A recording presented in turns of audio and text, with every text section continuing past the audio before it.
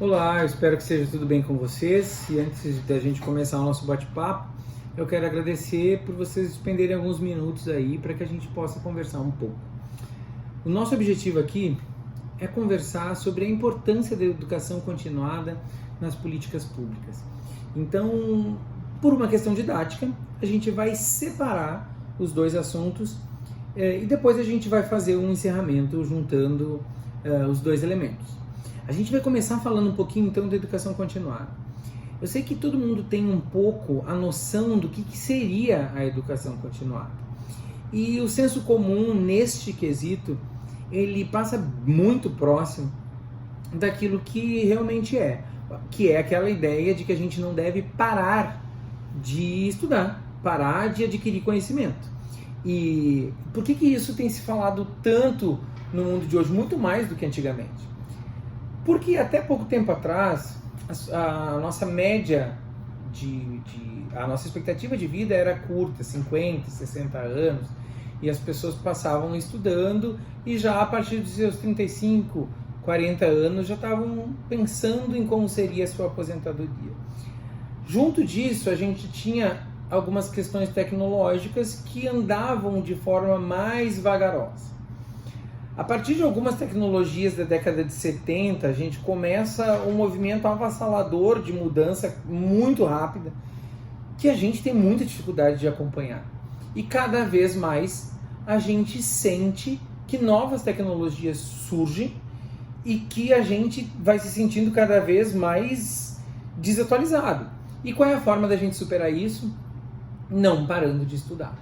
Existe uma expressão em inglês bastante usada que os países que falam inglês usam bastante, que é lifelong learning, ou seja, um aprendizado para a vida toda.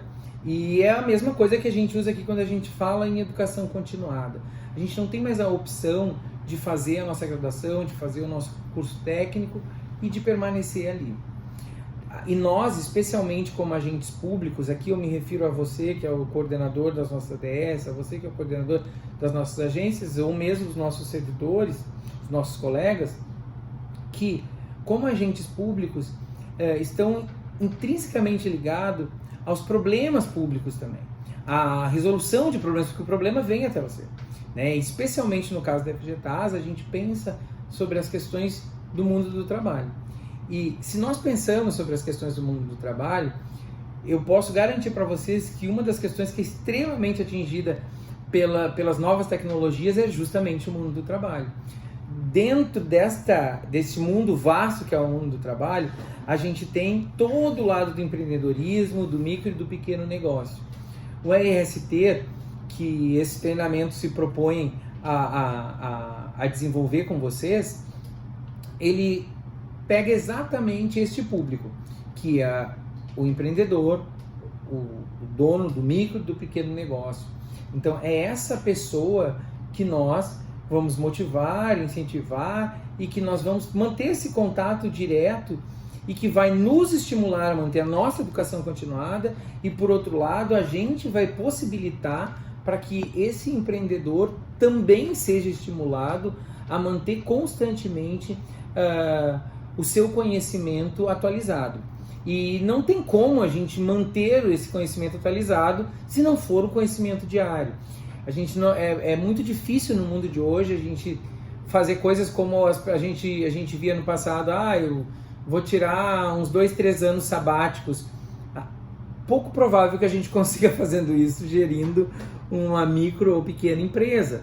Porque quando a gente volta à ativa, a gente está completamente obsoleto.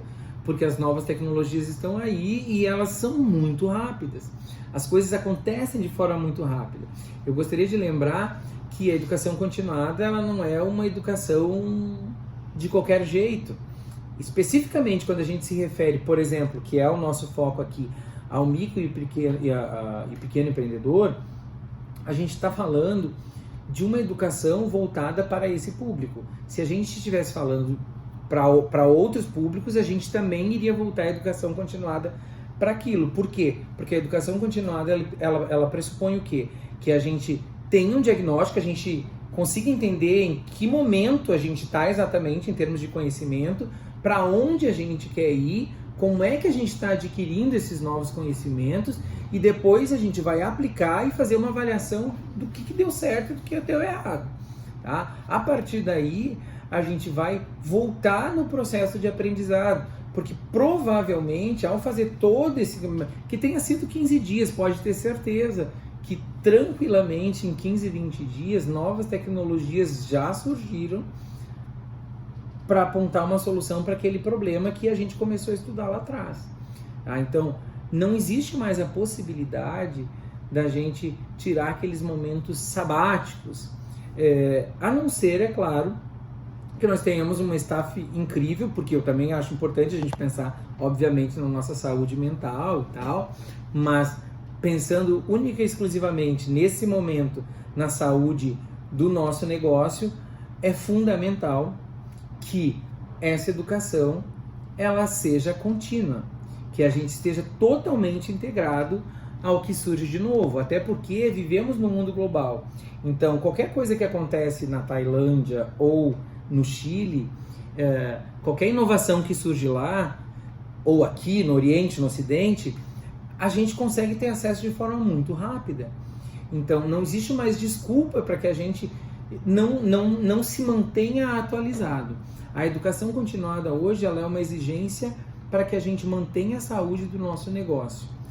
Então, se nós queremos um negócio ativo, se a gente quer um negócio forte, não tem como a gente não pensar em uma educação que a gente consiga compreender as competências necessárias e principalmente que a gente consiga manter o interesse pelo aprendizado constante em relação aos nossos objetivos. Bom, a gente faz agora esse recorte da educação continuada e eu peço para vocês botar num cantinho. A partir daí a gente vai falar sobre políticas públicas. Política pública, ela diz respeito à questão da polis. Por que eu estou falando da polis? Política pública, polis. Porque eu não consigo falar de política sem pensar que o pensamento político ele começou a ser organizado na Grécia Antiga. Quando a gente fala na Grécia Antiga, até a palavra política tem sua origem ali na polis, aquela cidade onde todos os cidadãos livres, que eram considerados livres na época, se reuniam na ágora para decidir as soluções para os problemas da polis. Bom, é claro que a Grécia tinha as regras próprias. Hoje, pelo menos de forma legal, a gente não tem mais escravidão. Então todos nós, e a gente não tem algumas divisões como até pouco tempo a gente tinha em relação ao voto feminino, ao voto, enfim. Hoje, em termos legais, a gente tem um número muito maior daqueles que são considerados cidadãos do que eram na Grécia, mas eu falo isso para pensar que pensar em política pública é pensar em política para todos, tá? Todos da polis, todos os considerados cidadãos, todos os cidadãos merecem ser atendidos. Especificamente aqui nós estamos falando de políticas para o pequeno empreendedor, o microempreendedor, o pequeno negócio. Mas, de um modo geral, é importante e é fundamental a gente entender que as políticas públicas elas abrangem todo e qualquer cidadão. Não temos como pensar diferente disso. A partir dessa ideia de política pública, eu acho importante a gente salientar que hoje existe um entendimento bastante moderno em relação à política pública, que até pouco tempo atrás a gente pensava em política pública e a gente pensava que a política pública era um conjunto de processos, um conjunto de ações e de práticas que tinham por intuito apenas solucionar e superar os problemas públicos muito determinados. O problema de saneamento, o problema de educação, o problema... Existem alguns pensadores que já transpuseram essa questão e que falam de políticas públicas como ação pública, que é uma forma muito mais forte, que inclusive descentraliza bastante, tira bastante do protagonismo do Estado, quando diz que a ação pública ela tem que ser pensada com todos os atores da sociedade, com todos aqueles envolvidos nos problemas. isso também diz respeito ao fato de que a gente não se propõe, a partir da ideia de ação pública, que a gente não se propõe a apenas superar um problema específico. Para além de superar, o que a gente quer é transformar a realidade social. O que a gente quer é propor negociações, novas formas de resoluções de conflito. O que a gente quer é potencializar a coesão social. Então, não basta a gente solucionar o problema, a gente soluciona o problema e aponta para onde que a gente quer, para que caminho a gente está indo. Não é só solucionar o problema.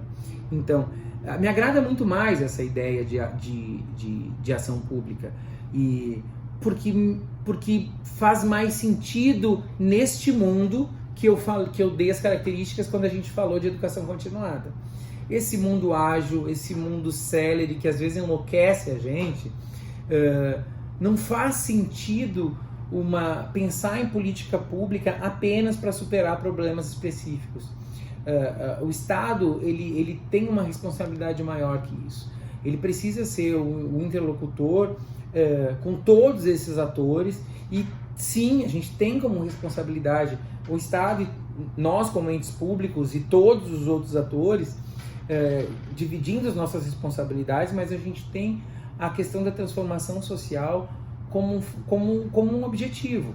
A gente não é só uma questão prática, ok, quebrou, conserta. Bom, quebrou, conserta, mas a gente vai fazer o que para não quebrar mais? É importante que a gente solucione, que a gente aponte. Se isso se quebrou porque temos problemas sociais que vão fazer quebrar de novo, bom, como é que a gente organiza esse conflito para que não quebre de novo?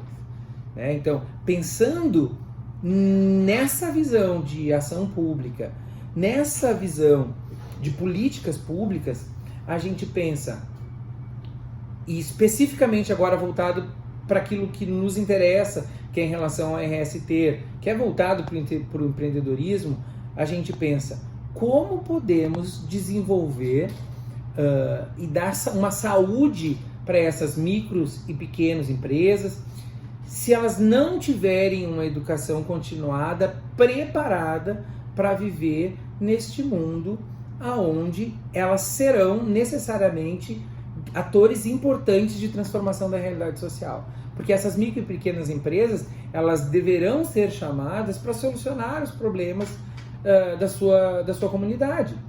A ideia de política pública, ela inclui chamar todos esses atores. E o empreendedor, o micro, pequeno empreendedor, ele é um ator importante para os fatores econômicos daquela comunidade. É fundamental que ele seja chamado para discutir os problemas daquela comunidade, daquela cidade, daquele estado. E como ele vai discutir esses problemas se ele não está atualizado? Se ele não sabe do que se trata? Ou como vamos poder propor soluções se a gente não sabe das tecnologias possíveis para propor soluções? A gente vai estar propondo as mesmas soluções que os nossos avós propunham. E quando eu falo em tecnologias, eu não estou aqui me referindo a televisão 4K ou tecnologia 5G. Quando eu falo em tecnologias, eu falo de novas técnicas, de novas habilidades, de novos métodos, dos processos que a gente utiliza para resolver os problemas. Tecnologia é tudo isso, inclusive o 5G e o 4K. Tá? Mas tecnologia é mais do que aquilo que a gente vê em aparelhos eletrônicos. Então, como a gente vai trazer esses atores para debater conosco se a educação não for continuada? Vai chegar um momento que, se não estivermos todo mundo unido com este objetivo de uma educação sólida, continuada, que talvez a gente não consiga solucionar os problemas que vão surgir a partir da nossa ideia de transformar essa micro e dessa pequena empresa uma empresa saudável e duradoura, que vai fazer girar a economia, que vai empregar, quiçá, muitas pessoas naquela comunidade. Então, se esses são os problemas que a gente quer resolver, que a gente quer apontar, eu espero que a gente consiga desenvolver e que eu, de alguma forma, tenha fomentado em vocês a vontade e o desejo de manter uma educação continuada e de serem bastante ativos nos projetos de ação pública, políticas públicas das comunidades locais, do Estado e do nosso país.